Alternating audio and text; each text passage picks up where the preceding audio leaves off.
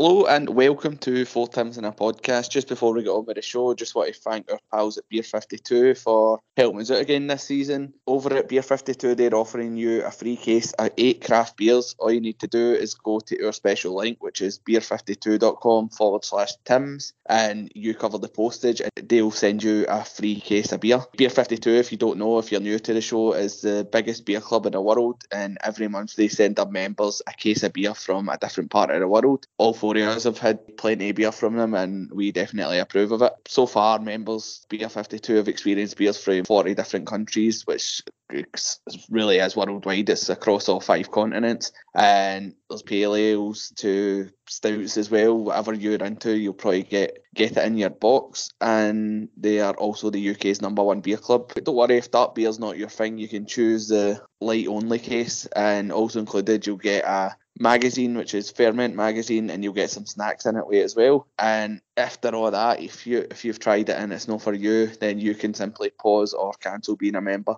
at any time. So just remember, go to your link, it's beer52.com/Tims, and you can claim your free case now. So it's beer and then the numbers 52.com/Tims. We'll go on with the show. Cheers.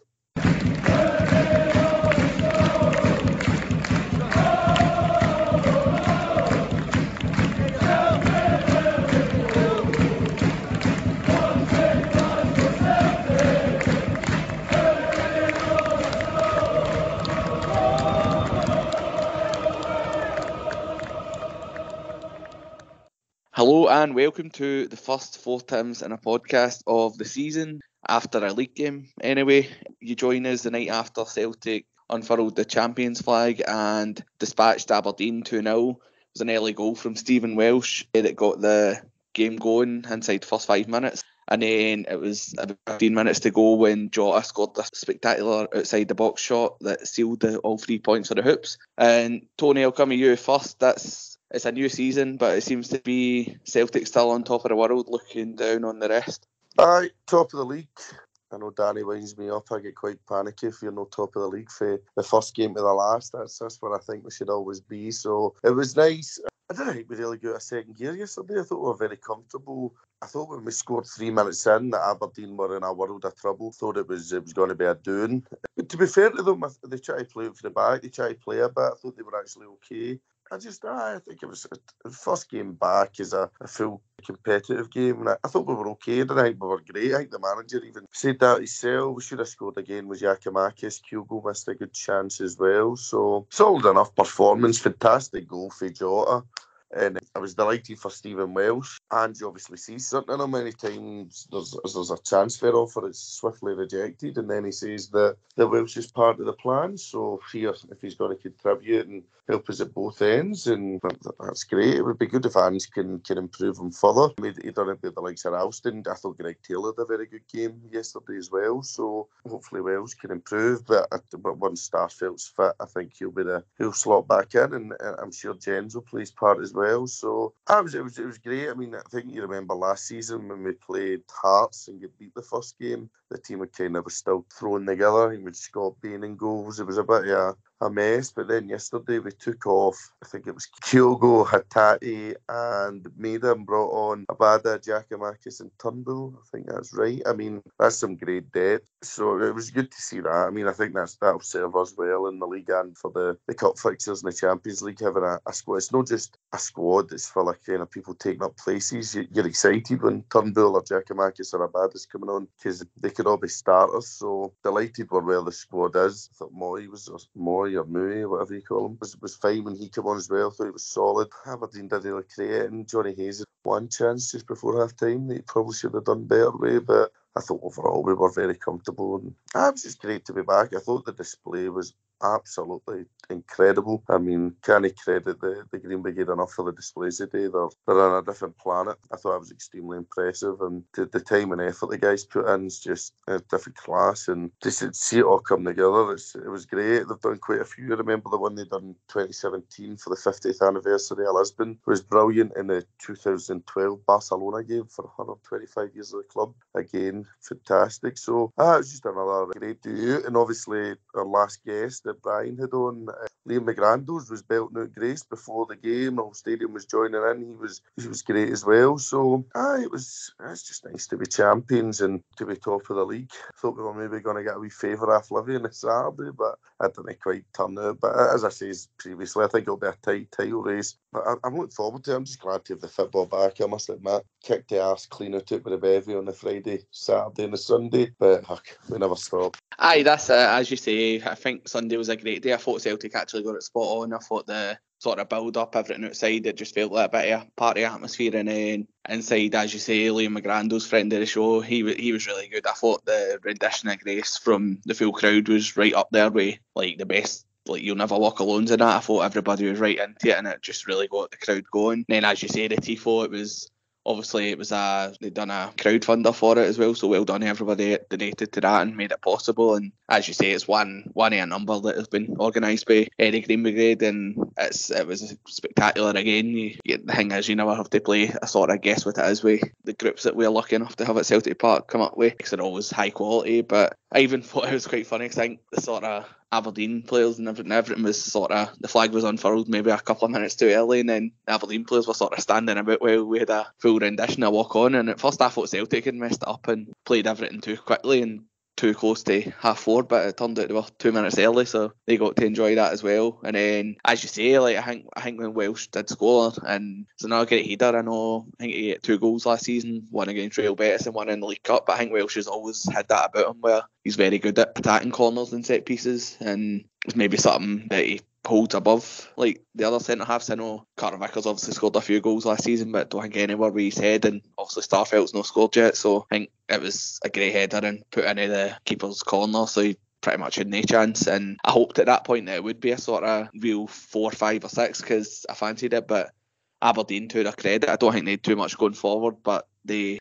didn't play terribly. And I think there was a few chances in the first half, but I think maybe the one that Jota put across and the Aberdeen player sort of swiped it fresh air, and Kyogo was sort of already standing there with his hands on his head. That sort of annoyed me, because I think if he'd just been sort of anticipating the defender missing it, he would have had a tap in. But can't complain too much. Second half, it seemed like a matter of time. We did look like the only team that were in any sort of danger of scoring, and I think we should have had a penalty as well. The one on Rio Hatate, I don't know why it's not a penalty. He seems to get the ball right there and knock it away from the defender, who then brings him down. But only a few more months until we've got VAR, which hopefully sort of sorts these decisions. But Jota, it was a moment of magic, and it's what you're going to expect even more now. Like, I know he had 10 goals, 10 assists last season, but because we know how good he is, I think expectations are going to be massive this season for him.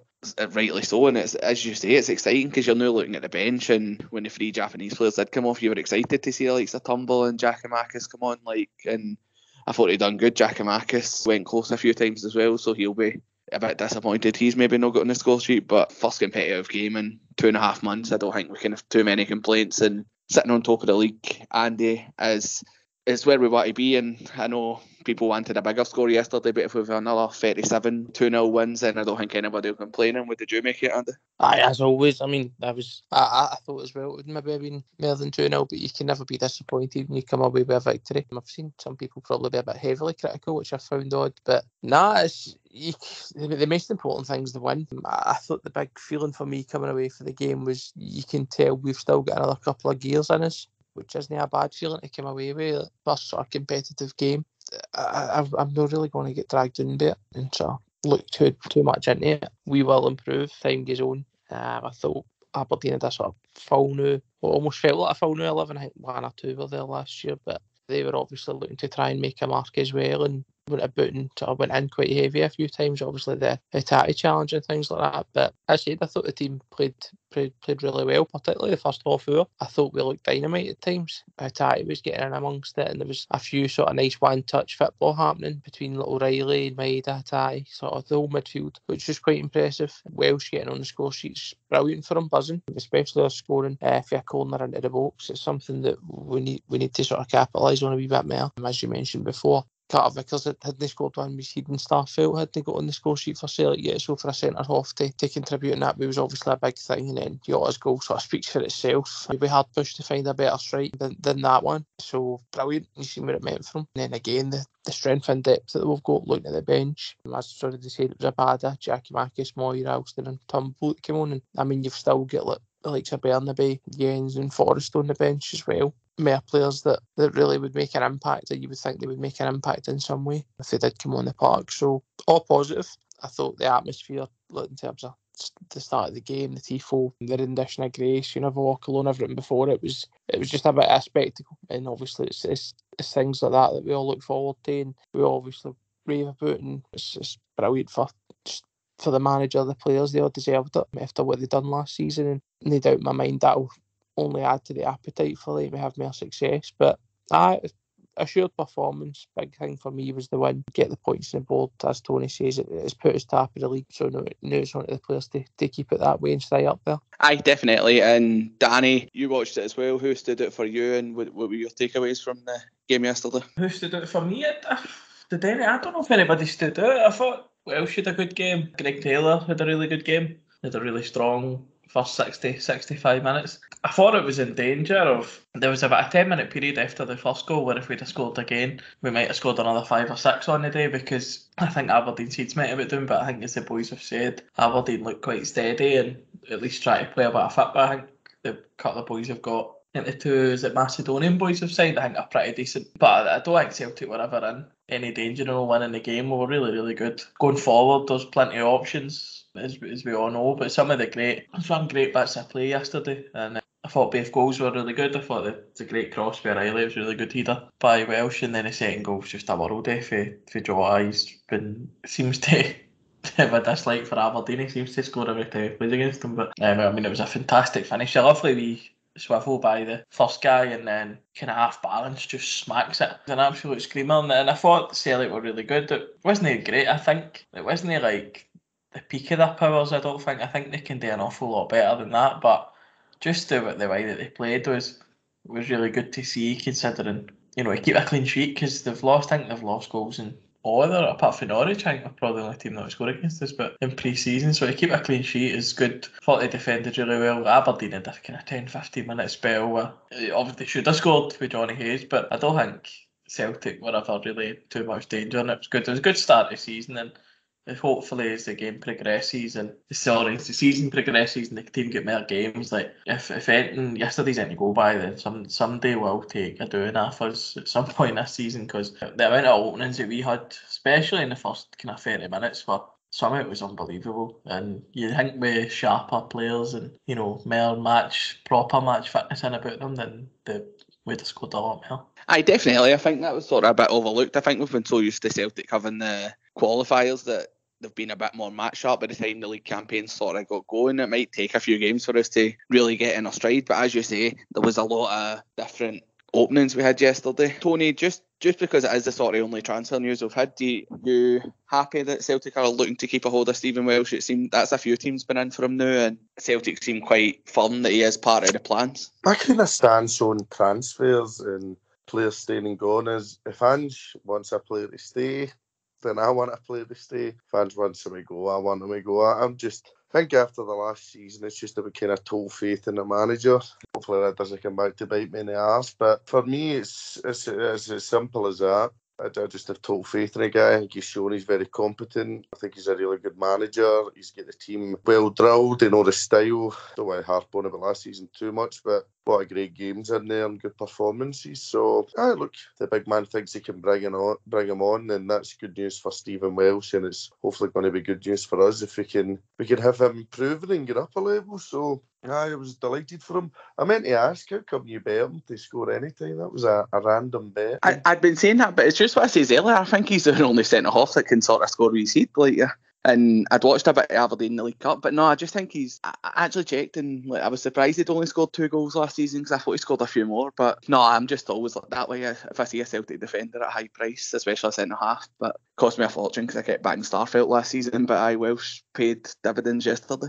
I seen the tweet you'd put out about it. So that's a random bet. Good price, 12-1, because we do usually get a lot of corners. But as I say, I'm happy for Welsh to stay if that's what the manager wants. He sees him in training and all that kind of stuff. I guess we don't see all that, but I think he's got a bit of improving today. I thought Vickers was excellent yesterday. I thought Eden in the air, he won. I think he's just another really, really good player for me. But I'd like to see another couple of players. I think Ange had said in the Sky Sports interview that he was still interested in bringing more in. I think we're in his press conference this week, so maybe we could ask him before the Ross County game. Aye, we definitely are. So if anybody's getting, they would put to Ange ahead of this county game, then be sure he gives a tweet or a message on Facebook or Instagram or whatever. Tony, I'll just come back to you. As you say, it is Ross County who we're up against on Saturday. It's a 3 p.m. kickoff. It's one of the games again that's not going to be on the telly. I think it's because the Edinburgh Derby's on Sky this week. But what are you expecting it up at Dingwall? It's obviously, I think Ross County lost 2-1 to Hearts on Saturday, and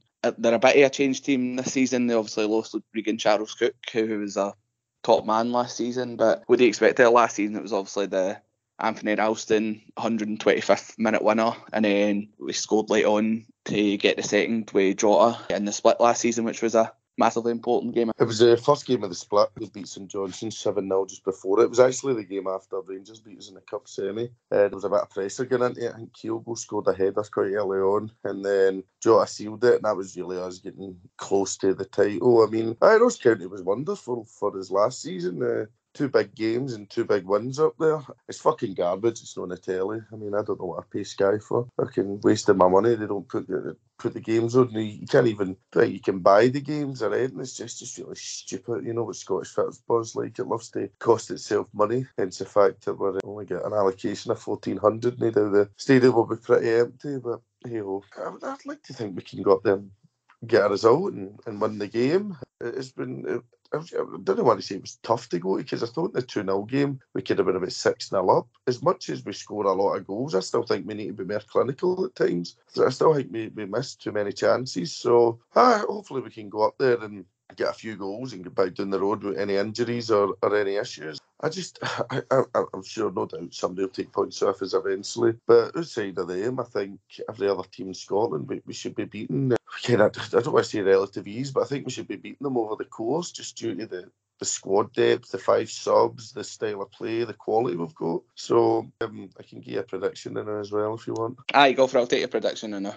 I'll go for 3-0, Giacomakis hat-trick. And if the Premier League kicks off this week, then Haaland to score 5 goals for Man City. And then Salah to score none, Kyogo to score none. That's just a wee nod to friend of the pod, Melbourne, who I've got a charity bet on with. So, aye. Hopefully Salah breaks his leg. Back to Dingwall, Andy. I think you might be one of the lucky ones that's actually going to get a ticket to go up there. Are you looking forward to it, and what are you expecting for a game? Always a good trip to go up there, but as Tony mentioned, I mean, on paper that we really should be sort of dispatching most teams in the league with relative ease, but you look at the sort of 2 most recent games up there, then obviously it doesn't always work out that way. The 2-0 game was fairly straightforward for us, but in the 2-1 game, it's obviously we're scoring in the 97th minute or whatever it is, and things could have looked very different. So you've not got a divine right to beat any team, and you need to go and you need to turn up. They'll be up for it. By all accounts, I know they get beat off Hearts, but for what I gathered, I think they had quite a few chances and were probably the better team in the first half. So again, a team that's early on in their season, I think they've signed a few players. They'll be looking to try and enforce their game plan. They'll probably take heart for the fact that they ran as close in that 2-1 game last year.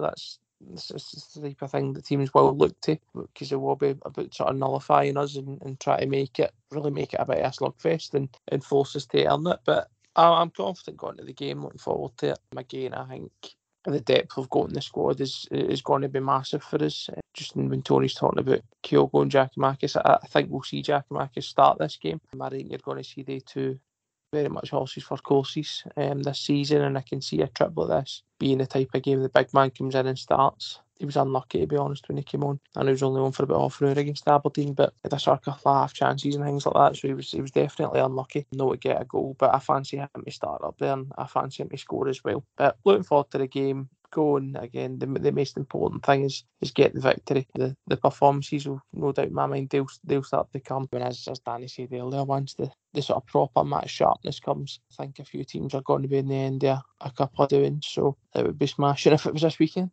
You got a prediction for it? I'm going to go for 3-0 Giakoumakis to score Maeda and McGregor.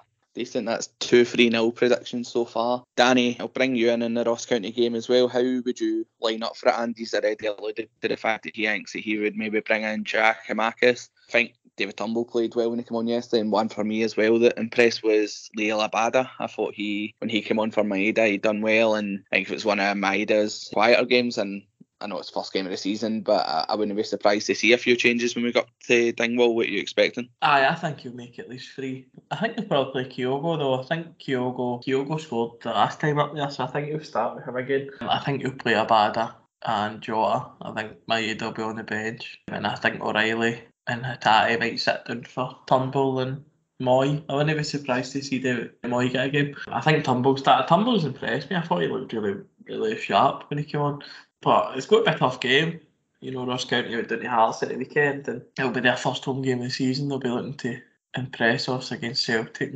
Cost us, I know we beat them every time we played them last year, but they were a tricky team to play against, especially that Tony Ralston winner. But even the game in April, they were quite tricky. So looking forward to it, because that's the season started again. I just can't wait to Celtic play again. I hope it's another good victory. But I'm expecting a tough game.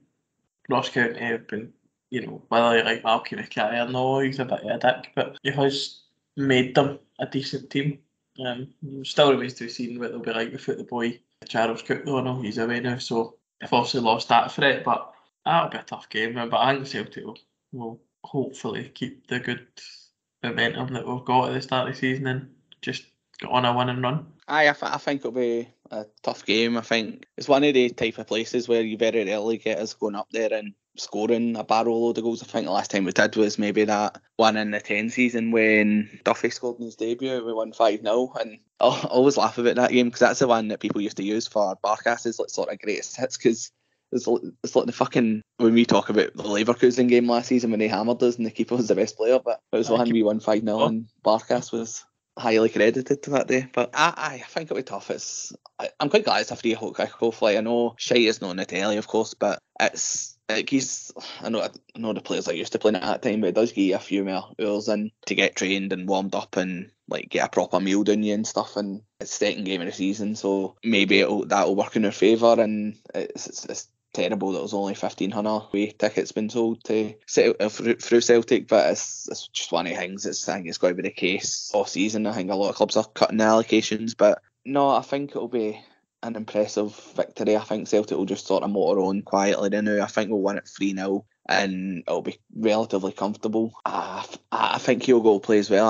I don't know if he will bring Giakoumakis in. I think he'll maybe let Kyogo start again and see how it goes. I thought Kyogo made a lot of intelligent runs yesterday and just wasn't sort of picked out, but I think you want to get him up scoring as often as possible. So I'd play Kyogo, and I think he'll go on the score sheet, but I think David Turnbull will come in, he'll go on the score sheet as well, and we'll get a third one through Josip Juranovic from the penalty spot. Danny, did you get a score prediction? I did not, but seeing as you've all went for 3-0, I will go for 4, and I think Giakoumakis will come off the bench to score twice, and Turnbull will score, and I think the first goal, Greg Taylor's going to score the first goal. You heard it here first. There you go. Well, people spoke about me betting Stephen Welsh. I'm sure you'll get good odds on Greg Taylor getting the first goal. I know I did in the semi-final anyway, but that'll do us. We're just on for a wee quick catch-up after Flag Day, so thank you very much for everybody that's tuning in. Can I just say something before we go? Can I just say something quickly before we go? This is obviously the fourth season of 4Tims or 4Tims, which is a bit mental. I just want to give a shout-out to Davey Ness, who I think has listened and puts on his Instagram story just about every episode we've ever done. So, Davey, how you're still listening to us talk total shite, I've got no idea, but I thought we should give you a shout out. So, cheers for listening, and everybody else that's listened. Yeah, he's there and he's always there. God bless everyone. That's it.